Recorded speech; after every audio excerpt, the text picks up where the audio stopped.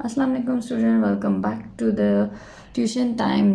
Subject है हमारा gender studies और हमारा आज का टॉपिक है nature versus nurture, a debate in gender studies. अब तक की हमारी जो प्रीवियस लेक्चर सीरीज़ हैं उसमें हमने जेंडर स्टडीज़ को कवर किया है, उसकी सोशल कंस्ट्रक्शन को कवर किया है, यानी कि हमने नर्चर, जो कि नर्चर का मतलब है कल्चर से रिलेटेड या सोसाइटी से, तो हमने कल्चर से रिलेटेड जेंडर स्टडीज़ को देखा है। अब इस टॉपिक में हम कंपैरिजन करते हैं कि नेचर और नर्चर का, यानी जो जेंडर है वो नेचुरली कंस्ट्रक्ट है या कि सोशली कंस्ट्रक्ट है। इंट्रोडक्शन टू टॉपिक, ठीक है। ये एक डिबेट है रिगार्डिंग जेंडर डेवलपमेंट, ठीक है। इसमें हमारे पास दो स्कूल ऑफ थॉट्स इमर्ज होते हैं। एक कहता है कि जेंडर क्या है, सोशली कंस्ट्रक्ट है, और दूसरा कहता है कि जेंडर जो है हमारे पास नेचुरली कंस्ट्रक्टेड है। जो प्रोसेस है हमारे पास जेंडर डेवलपमेंट का, वो स्टार्ट होता है तब से ही जब से हमारा अभी बेबी इस दुनिया में आया भी नहीं होता, तब से जेंडर डेवलपमेंट बेबी की शुरू हो जाती है, ठीक है। यानी जेंडर ने अभी सोसाइटी को या कल्चर को फेस ही नहीं किया होता और उसके अंदर जो हमारा जेंडर डेवलपमेंट का प्रोसेस है वो शुरू हो जाता है, ठीक है। हम नेचर को सामने रखते हुए अभी डिस्कस करते हैं, ठीक है, जेंडर की डेवलपमेंट को। तो हम कह रहे हैं कि जो हमारा जेंडर है वो बच्चे के पैदा होने से पहले ही स्टार्ट हो जाता है, डेवलपमेंट उसकी स्टार्ट हो जाती है, ठीक है। यानी कि जब वो यूटेरस में होता है तब से ही हमें जो हमारा जेंडर डेवलपमेंट है वो हार्मोन्स के ज़रिए से स्टार्ट हो जाता है कि आया ये बच्चा मेल होगा या फीमेल होगा। इससे रिलेटेड दो रिसर्चेज हुई हैं जिसको हम देखते हैं। पहली रिसर्च हुई है children centre John Hopkin university में, जिस रिसर्च का मफहूम ये है कि जो जेंडर आइडेंटिटी है वो बेस्ड करती है नेचर पे, और ये प्री डिटरमाइन है जब तक बेबी अभी बॉर्न ही नहीं होता और ये डिटरमाइन हो जाती है, ठीक है। तो ये रिसर्च बेसिकली प्रूव करी है कि जो जेंडर आइडेंटिटी है वो टोटली डिपेंडेंट है नेचर पे और ये कल्चर पे डिपेंडेंट नहीं है, ठीक है।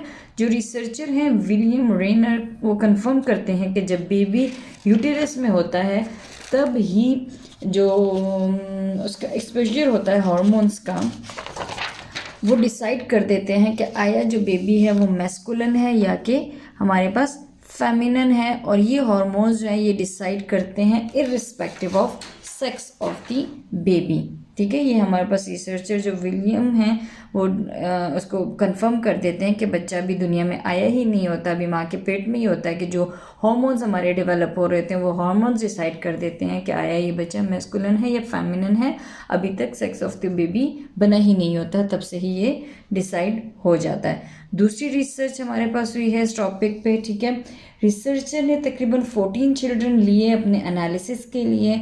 जब वो पैदा हुए तो उनके अंदर जो मेल हार्मोन्स थे और जो टेस्टिकल्स थे वो बिल्कुल नॉर्मल थे, इसीलिए इनको लेकिन उनमें जो पेनिस था वो लैक कर रहा था, इसीलिए उनको क्या कर दिया, उन्होंने कैटेगराइज कर दिया एज गर्ल्स, ठीक है। कुछ अरसा गुजरा, ठीक है, सोसाइटी में वो रहे और वो जो फीमेल्स थी वो मेल्स की तरह बिहेव कर रही थी। उनके जो सोशल पैटर्न्स थे वो मर्दों की तरह थे, ना कि औरतों की तरह थे। सोसाइटी ने उनको इन्फ्लुएंस करना जो है वो जारी रखा, ठीक है। उनको फोर्स किया कि वो फीमेल्स की तरह बिहेव करें, लेकिन जबकि वो इंटरनली फुली मेल्स थे, इसीलिए वो फीमेल्स की तरह बिहेव नहीं कर रहे थे, दे वर जस्ट लैकिंग पीनस, ठीक है। लेकिन सोसाइटी ने उनकी सर्जरी की और उनको कम्प्लीटली फीमेल्स में कन्वर्ट कर दिया। फिर उनको वो फोर्स कर रहे थे कि अब आप फीमेल्स की तरह बिहेव करो, लेकिन यहाँ पे क्या हुआ, सोसाइटी जो है वो फेल हो गई, ठीक है, और वो उनको फीमेल्स की तरह बिहेव नहीं करवा सकी।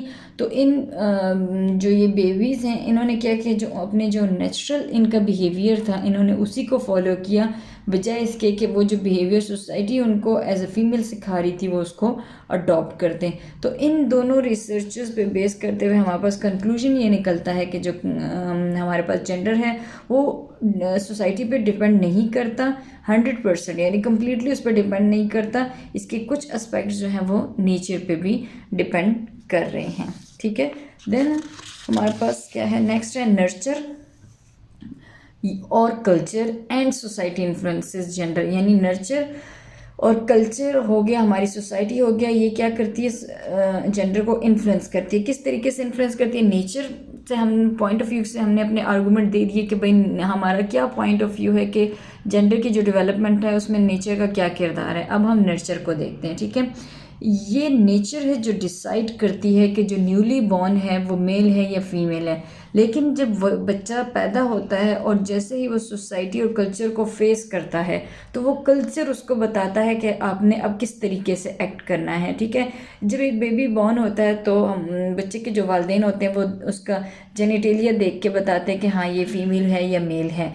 तो रोल ऑफ पेरेंट्स पहला क्या आता है कि भाई वो देखते हैं अगर बच्चा जो पैदा हुआ है वो लड़का है तो वो उसको ब्लू कलर की ड्रेसिंग करवा देते हैं। इसी तरीके से अगर वो बच्ची गर्ल है तो उसको पिंक कलर की ड्रेसेस पहनाना शुरू कर देते हैं। ये क्या है, ये पेरेंट का एक रोल है या हमारे कल्चर का एक रोल है कि उसको बताने लग जाते हैं कि आपका ये जेंडर है, आपने इस तरीके से एक्ट करना है। देन रोल ऑफ स्कूल्स आ जाता है। बच्चे जो हैं स्कूल में प्ले ग्रुप से ही उनको कैटेगराइज कर दिया जाता है। लड़कियों को डॉल्स दी जाती हैं कि आपने डॉल्स के साथ खेलना है और लड़कों को ब्लॉक्स दी जाते हैं कि आपने इन ब्लॉक्स के साथ खेलना है। लड़कियों की जो गेम्स हैं वो डिफरेंट होती हैं, लड़कों की गेम्स डिफरेंट होती हैं। इसी तरह रोल ऑफ मीडिया है। मीडिया जो है वो फीमेल बच्चों के लिए डिफरेंट कलर के एड्स दिखा रहा होता है, डिफरेंट चीज़ें दिखा रहा होता है। मेल्स बच्चों के लिए डिफरेंट दिखा रहा होता है, ठीक है। अब इसी तरीके से जो अब ये एग्जांपल में भी ले सकते हैं, मीडिया मेल को क्या दिखाता है कि मेल जो है कोई मूवी होगी उसमें वो हीरो होगा और एक बेचारी लड़की होगी जिस पर जुल्म सितम हो रहा होगा और वो मेल जो है वो उसको जाके बचाएगा। तो क्या हो गया, मेल जो है वो हीरो बन गया, सुपीरियर हो गया, और जो फीमेल है वो इन्फीरियोरिटी में आ गई है, यानी उसको अपनी लाइफ गुजारने के लिए मर्द के सहारे की ज़रूरत है, ठीक है। तो मर्द सुपीरियर हो गया और फीमेल इन्फीरियर होगी। तो अब बच्चों का जो जहन है वो यही होगा कि भाई मर्द स्ट्रांग होते हैं और बच्चियां जो होती हैं वो क्या है, वो कमज़ोर हैं, सनफे नाजुक हैं और उनको मर्दों पे डिपेंड करना है अपने सर्वाइवल के लिए, ठीक है। ये हमारे पास सोसाइटी है, ये हमारा कल्चर है जो कि बच्चे को बताने लग जाता है कि आपका जेंडर आपसे क्या एक्सपेक्ट करता है। तो इस तरीके से सोसाइटी और कल्चर जो है वो एक इम्पॉर्टेंट रोल प्ले कर रहे हैं जेंडर डेवलपमेंट में। नेचर जो है वो सिर्फ एक बेसिक डिफरेंस आपका बता रही है मेल और फीमेल में, लेकिन जो कल्चर या सोसाइटी है वो दोनों जेंडर को डिफरेंटली क्या कर रही है, लीड कर रही है, ठीक है। वो फीमेल को बता रही है आपने इस तरीके से रहना है और वो मेल को बता रही है कि इस तरह से आपने रहना है। तो नेचर भी इम्पॉर्टेंट है और नर्चर भी हमारे पास जेंडर डेवलपमेंट में बहुत इंपॉर्टेंट है। इन दोनों के कम्बिनेशन से हमारा जो है जेंडर डेवलप हो रहा होता है। अब हम देख लेते हैं कि कुछ नेचुरल डिफरेंसेस हैं इन दोनों जेंडर्स में, ठीक है। यानी अपार्ट ऑफ दीज कि उनके सेक्स जेनिटेलिया हो गए वो डिफरेंट हो रहे हैं, उनके हार्मोन्स डिफरेंट हो रहे हैं, कुछ प्रोसेस भी उनकी बॉडी में इस तरीके से हैं कि वो मेल और फीमेल को एक दूसरे से अलग करते हैं। मिसाल के तौर पर जो फीमेल की प्यूबर्टी है वो मेल की प्यूबर्टी से पहले आ जाती है, ठीक है। मेल्स के जो फिजिकल स्ट्रक्चर है, जो सिस्टम है उसके बॉडी का, वो थोड़ा फीमेल से डिफरेंट तरीके से बनाया गया है। तो मेल को कंसिडर किया जाता है कि वो मैथ्स में बेटर होते हैं फीमेल्स के मुकाबले में, फीमेल्स अकॉर्डिंगली और चीज़ों में बेहतर होंगी, मर्द वाइस वर्सा किसी और चीज़ों में बेहतर होगा। तो इस हिसाब से बताया कि जो उनका बोन्स या जो उनका ब्रेन किस तरीके से डेवलप हुआ है, तो मेल्स जो हैं वो मैथ्स में अच्छे होते हैं कंपैरेटिवली देन फीमेल्स।